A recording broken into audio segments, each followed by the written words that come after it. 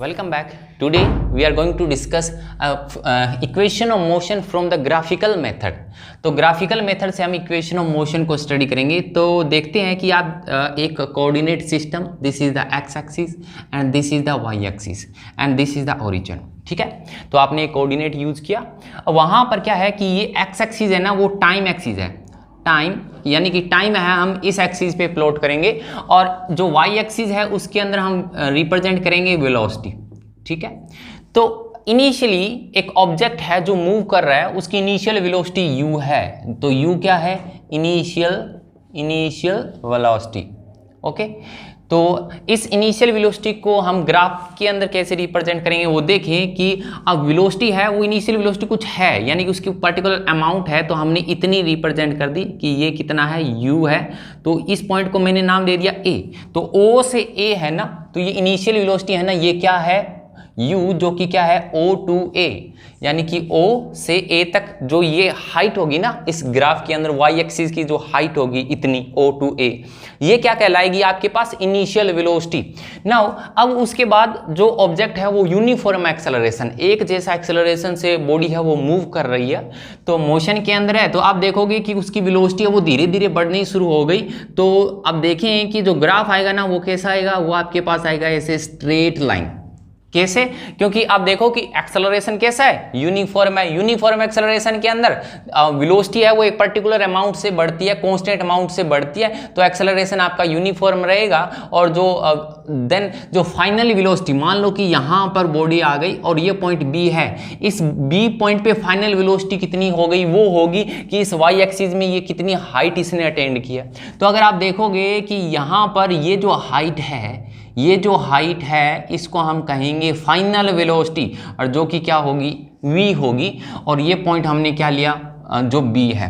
तो ये v velocity है, ये कौन से एक्सिस को रिप्रेजेंट करी है, ये y एक्सिस को रिप्रेजेंट करी है कि ये इतनी हाइट है ना, ये क्या है, ये फाइनल वेलोसिटी का मैग्नीट्यूड है, उसकी अमाउंट है। देन हमें फर्स्ट इक्वेशन प्रूव करनी है, और फर्स्ट इक्वेशन क्या है, v is equal to U plus A T. इस इक्वेशन को प्रूव करना और हमने समझाना इस ग्राफ के थ्रू कि इस ग्राफिकली हम इसको कैसे एक्सप्लेन कर सकते हैं। ना अगर देखें तो हमें करना कुछ पड़ेगा यहाँ पर, वो है कि यहाँ से हमने एक परपेंडिकुलर ड्रा कर दिया, जैसे कि ये करके, और यहाँ पर ये पॉइंट आ गया आपके पास, ये पॉइंट है C। ओके, और बिल्कुल जो एक्स एक्सिस है और A से इस एक्स एक्सिस के बिल्कुल पैरेलल हमने एक लाइन ड्रॉ करनी है, ऐसे हमने एक लाइन ड्रॉ की, और जहां पे ये कट करेंगी वो पॉइंट होगा आपके पास D।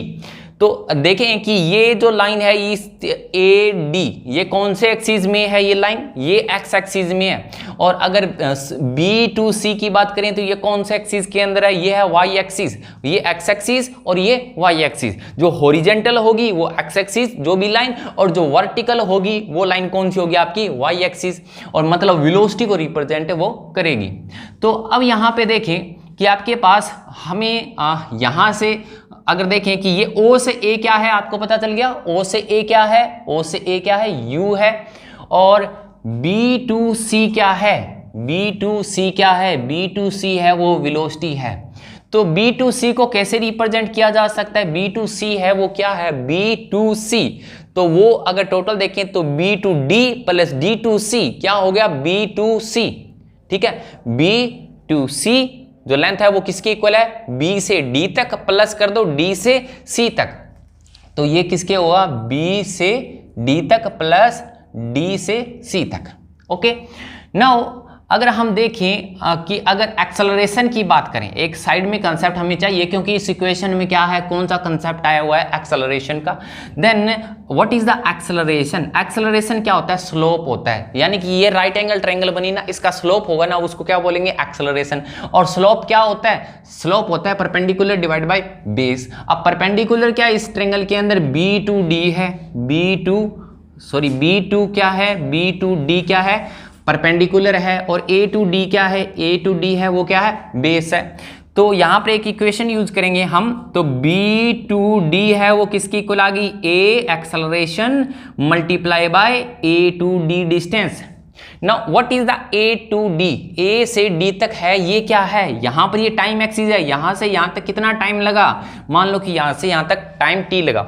आप क्या कहोगे, O से C है वो भी क्या है, टी है, ए से डी है वो भी क्या है, टी है।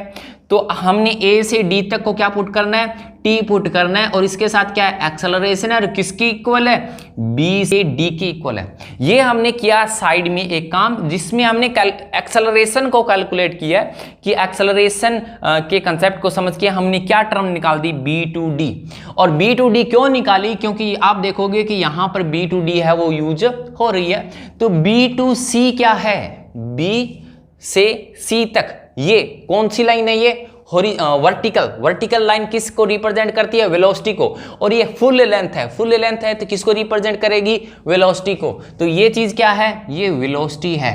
बी टू डी ये तो हमने काम किया था, क्योंकि बी टू डी की वैल्यू हमने क्या कैलकुलेट कर ली यहां से, एक्सेलरेशन इनटू टाइम, और प्लस डी से सी तक, डी से सी तक, ये डी से सी तक है, ये नेट, ये हाइट है और ये हाइट है, बिल्कुल क्या है, सेम है। ए से ओ है, आप कह सकते हो कि ए से ओ है ना, बिल्कुल नेट इक्वल है डी से सी तक। ए से ओ क्या है, ए से ओ यू है, तो ये भी किसके इक्वल होगा, डी सी किसकी इक्वल हो जाएगी, यू के इक्वल हो जाएगी। तो डी टू सी है वो किसकी इक्वल है, यू के इक्वल। देन आप देखोगे कि वी यू इस साइड है, V minus U is equal to A into time.